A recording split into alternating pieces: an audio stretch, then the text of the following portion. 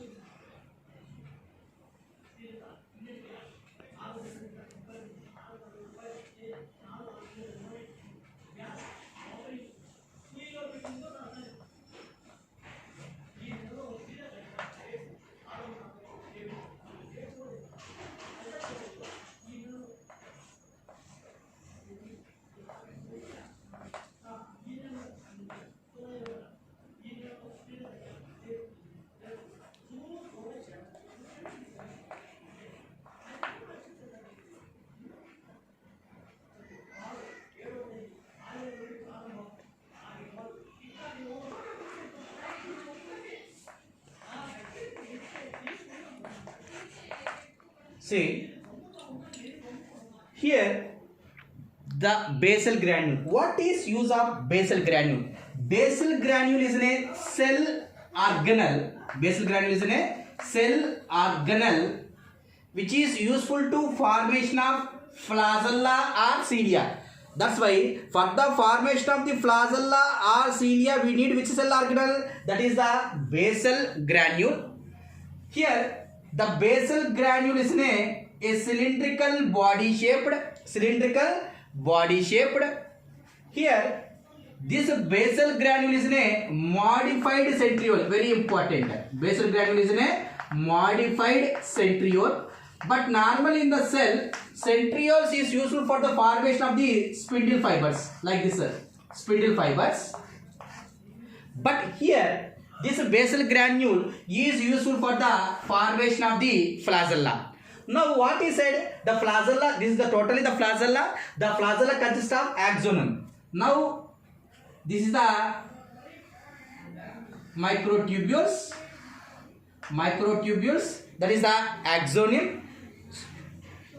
This is the axoneme. That is a long cylindrical body, and this they having a microtubules. I already said that the microtubules arranged like a 9+2 doublet manner, and center 2 singlets is there. Now if you go for the basal granule, see this is the basal granule. From the basal granule the flagella formation takes place. Here This is the axoneme. This is the basal granule. See, basal granule is also known as a kinetosomes, are also called as a basal body. Now I name it as, this is the basal body, this is the axoneme. Between they having a basal plate. This one is the basal plate. See, this basal body, they having a tubules arranged like a triplet manner. Here it is in a doublet manner, here it is a triplet manner. That is A, B, C. Now, triplet A, B, C. Center to periphery. Now, see here, A and B crosses the basal plate, but C is linked with the basal plate. Keep in mind, among the C triplets, A and B is present above the basal plate and C is connected to the basal plate. Now, this 2 is present here. That's why, keep in mind, in axoneme they having a matrix, then that matrix they having a microtubules. I already said here microtubules they can arrange what? Doublet manner. How many doublets is there? 9 doublets is there. Now how this doublets is formed means, from the basal granule, out of 3, 2 they can cross the basal plate. Now this 2 doublets is this one. That's why this doublet is formed from the triplet. In the triplet, 2 is come above the basal plate. Now it will be converted like this. And the C is terminated with the basal plate. Here they having a two central singlets is there, but in the basal granules there is no center singlet. Singlets will be absent. Now here, from the basal body, a thread-like structures will be, long cylindrical structures will be arranged, that is connected to the plasma membrane, that is called as a rootlets. Rootlets. Here, basal granules, how many triplets is present means 9 triplets. These 9 triplets, among 9 triplets, every triplet they can form a doublets. That's why here how many doublets is formed? 9 doublets. How that 9 doublets is formed? It is formed from the triplet. Okay, that is the structure regarding to the flagella. Now the next one is the lateral appendages. See, some flagella bears small hair-like structures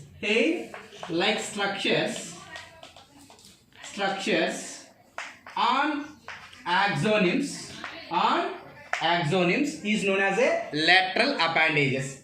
It indicates now this one is a flagella and this one is an axonemes. And axonemes they having a small hair-like structures. That a small hair-like structure is called as a lateral appendages. Here, based upon presence and absence of this lateral appendages, they having mainly 5 types of flagellas is there. That is the stichonematic,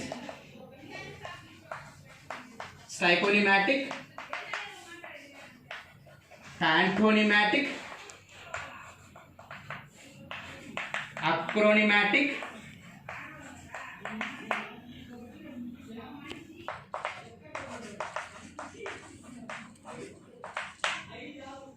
see, based upon presence and absence of the lateral appendages, they having a 5 types of flagellus is there. What is the stichonematic, pantonymatic, acronematic, pantacronematic and anematic.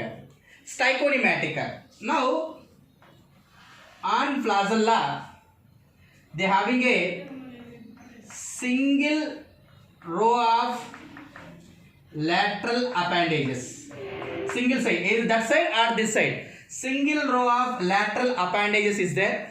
That type of flagella is called as a stichonematic. The best example is the euglena. And then pantonymatic.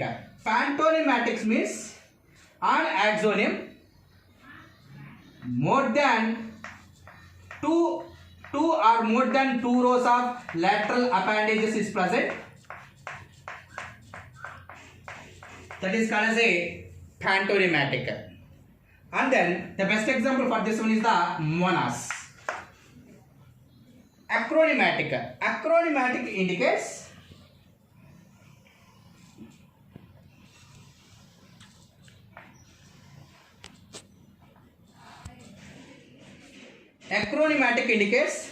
lateral appendages are absent.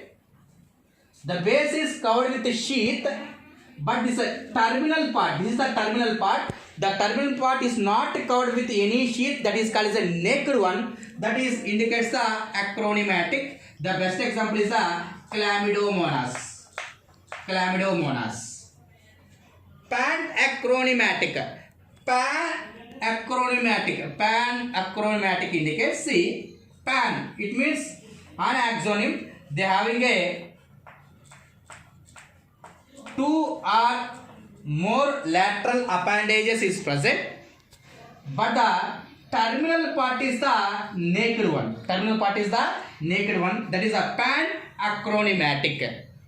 And then animatic. Animatic means there is no lateral appendages and the terminal part is the naked one. That is called as a animatic.